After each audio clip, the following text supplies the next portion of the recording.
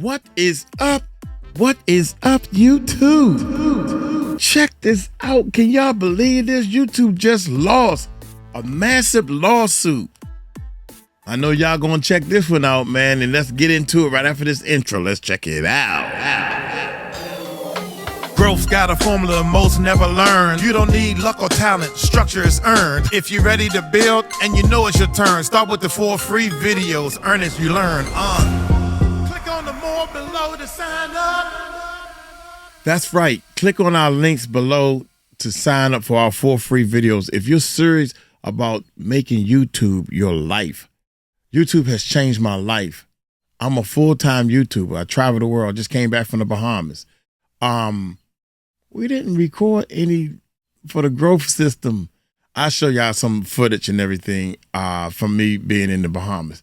But check this out, man. This is crazy. Hit the thumbs up. Y'all hit that subscribe button, hit that bell. You mean to tell me they was in a lawsuit? Let's check it out. So a jury just ruled that YouTube and Instagram are defective products, not because of what people are posting on them, but because of how they were designed. And that literally has never happened before. So if you make content here on YouTube, what I'm about to tell you could change how this entire platform works. So I've been on YouTube for over 15 years now, and my 2 channels combined have more than 350,000 subscribers, more than 22 million long-form organic views. And over the past several years, I've gone deep, like really deep, into the psychology of attention. And everything I teach is actually built on understanding the same attention that just got put on trial in a Los Angeles courtroom. So I definitely have some thoughts on this and why I felt moved to shoot this video. And I promise you, my views are probably different than what everybody else is going to say about it. Okay, so whoa. So you mean to tell me that Instagram, what about TikTok? What about Facebook and Tumblr and all them other Reddit? What about them? They not addicted? Yeah, okay.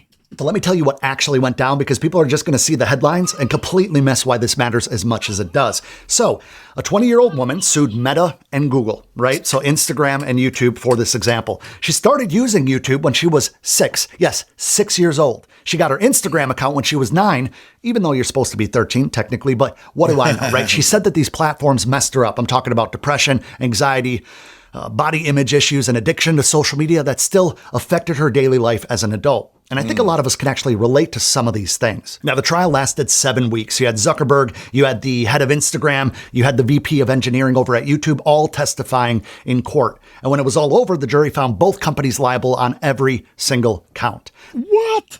What? You mean I'm addicted? I'm suing. If they lost, then they owe me some money. Because I'm addicted like a mug. That's all I do 24/7 is YouTube, YouTube, YouTube, YouTube. So where's my money? I gotta go sue. They said that Meta and YouTube were both negligent on how they designed their platform, that they knew that their product was dangerous, that they didn't warn anybody, and because of it, it directly caused this young woman harm. Now, the jury awarded $6 million in damages, and I already know what some of you guys are thinking, right? $6 million to companies that are worth trillions?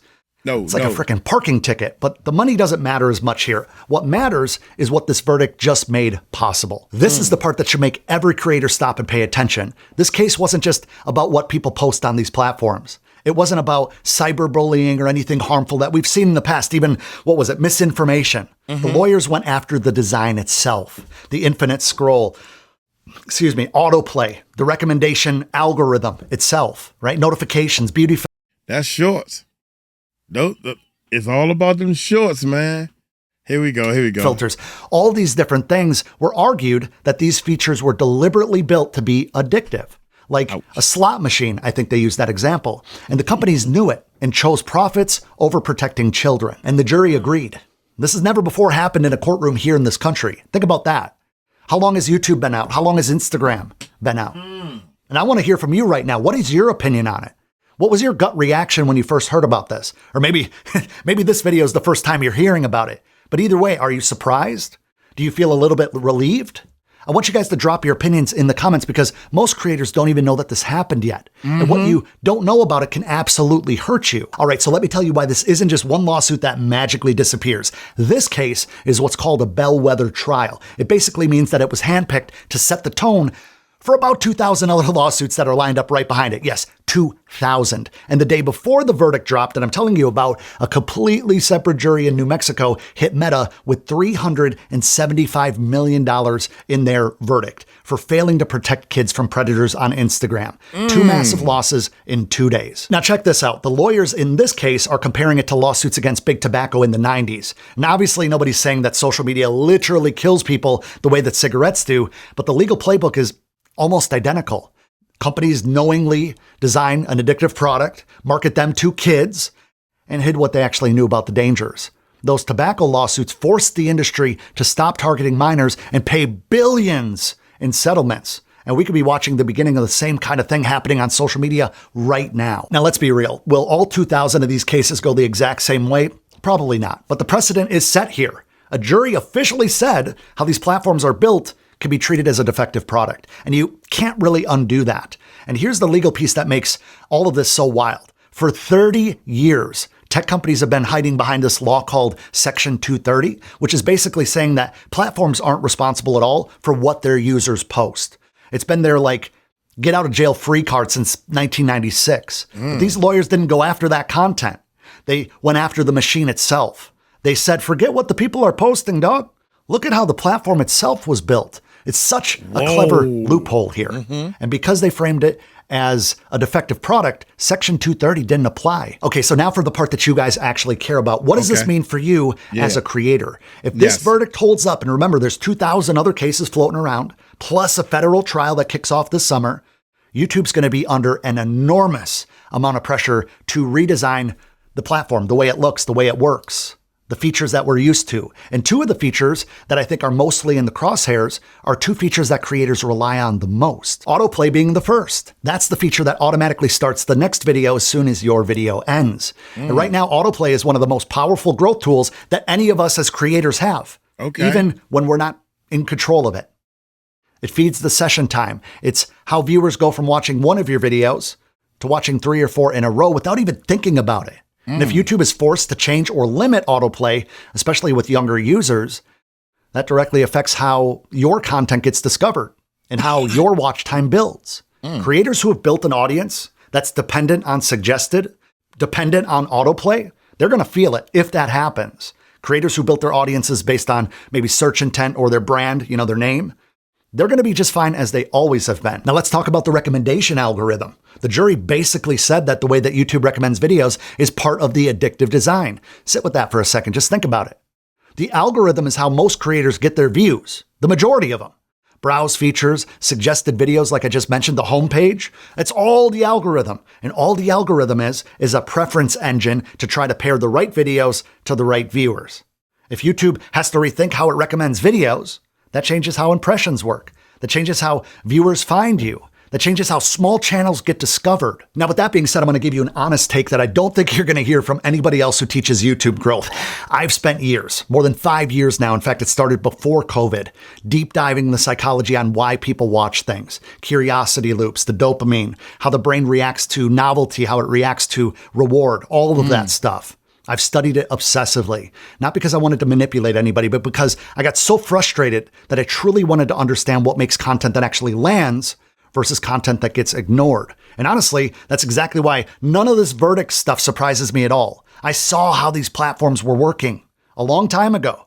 Most people are just now catching up with it. They're seeing that there's another layer to it. The same psychology I use to help creators make better videos is the same psychology that these companies use to hook kids. Curiosity gaps, variable reward schedules, dopamine hits every few seconds. The science is the same. So what makes it different? Okay, so when I help a creator build out, let's say, a 10-minute video that holds attention, the viewer walks away with something useful at the end of that video. Okay. There's a beginning, there's a middle, and there's an end to all of our videos.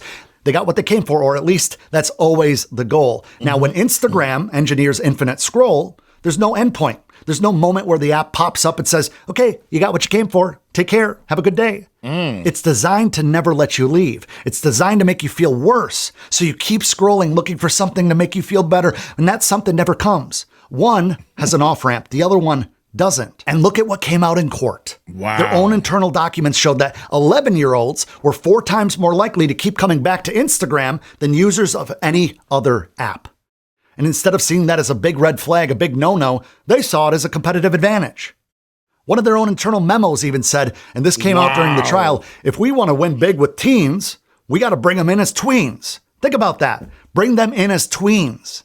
That's not building a product people love. That's hunting children for revenue, and it's f***ing disgusting. And I don't know your life, you watching this right now. I don't know what your background is. I don't know how old you are, but I watch my own kids interact with screens. We have 2 very young kids, and my wife and I had to set some real boundaries around screen time in our house in order to plan for this, because we see what's going on. And they're like 2.5 and 8 months. They're not getting access to an iPad or anything like that, and they probably won't. Because these apps have such a pull on young brains. It's not subtle at all. You guys see this from a mile away. Have you guys ever dealt with this, by the way? You got like maybe 5, 10, 15-year-old kids. How's it affected your house? Or maybe not. Maybe not at all. Like, give me some good stories. Nah, it affects everybody. Went over my aunt's house one time, and I'm doing YouTube. So my business is I need my cell phone.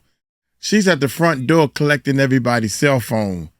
She said, I don't want everybody at the table. We're supposed to be eating and having conversation. I don't need everybody I don't want nobody at the table scrolling through their phone. So I said, oh, well, I dropped my mom off and said, well, I got to roll because I got to keep my phone.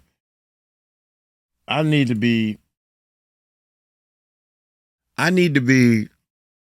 exempt from this because the phone is my business. So I actually sat in the car for a little bit to finish some things up. And when it was time to eat, I left my phone in the car and I went and ate. I don't need somebody taking my phone. But I said that story just to let you know, it's already past that right now. It's already past that. Every time I go to somebody's house or we're doing something, everybody got their phone up to their face. That's terrible. And I'm trying to figure out what they doing on their phone because I use my phone, answer comments, make money, do business stuff. It's not something that you could just parent away when these apps were built by some of the smartest engineers alive to make as hard as possible to put down. I have some stories about seeing kids out and about who got their iPad taken away, and I know some of you guys as parents might have experienced that firsthand. And here's the thing, a jury finally said that out loud. And honestly, I think it's about time somebody did. Now, I know it might sound weird hearing me say it's about time, while also warning you that this could completely change how our channels grow. But I think both things can be true. I can believe that these companies need to be held accountable while also understanding that the ripple effect could potentially hit creators who didn't do anything wrong. And that's just how it works. All right, so here's what I want you guys to do with this. First and foremost, don't panic. YouTube isn't going anywhere. 2.5 billion monthly users, more than 500 hours of video that are uploaded every single minute. But it is going to change, and you guys know that. So the question is whether you're going to change with it or you're just going to keep doing the same thing forever and fall behind. That's really the question here. I think it's safe to say that we all need to double down on providing real value through our videos. If the platform ever gets forced to pull back a little bit even on the mindlessly scrolling content, right? The creators who come out on top are going to be the ones that have content that is so good that people come back to their channel on purpose, not because autoplay fed it to them. That's the whole goal in the beginning. No matter what, if you stop worrying about this algorithm and you make videos for the people, and they're going to keep coming and everything, you know. Because the viewer typed in a question that you had an answer to, or even better, they typed your name because they trust you, you built your brand. That's the kind of audience that the algorithm update can never touch. And guys, pay attention to what's happening next. Like I said, 2,000 more lawsuits, a federal trial that's starting in just a few months. California's Attorney General has a trial against Meta in August. This isn't going to slow down. If anything, it's speeding up because people are going to see who have filed for what, and they're going to be like, oh, I can do that. Most creators in the space have no idea of any of this happening, but you do. Oh, and by the way, guys, if you want to future-proof your channel and build something that is sustainable for years to come, even with all the updates, I have everything. Man, I'm trying to let y'all know, baby. All the people who don't have structure to their channels, all the people using the AI and all these little shortcuts, trying to do things. I mean, it's okay using AI and ChatGPT. I teach that in my course. You need a YouTube course so you can have some real structure if you want to turn this into a real business, and in 2 more years, they about to separate the boys from the men. Oh man, and I can't wait, boy. I can't wait for the battle to happen, baby, because Uncle Mike got a whole lot of talent. There's no way in the world I can miss with these punches being thrown.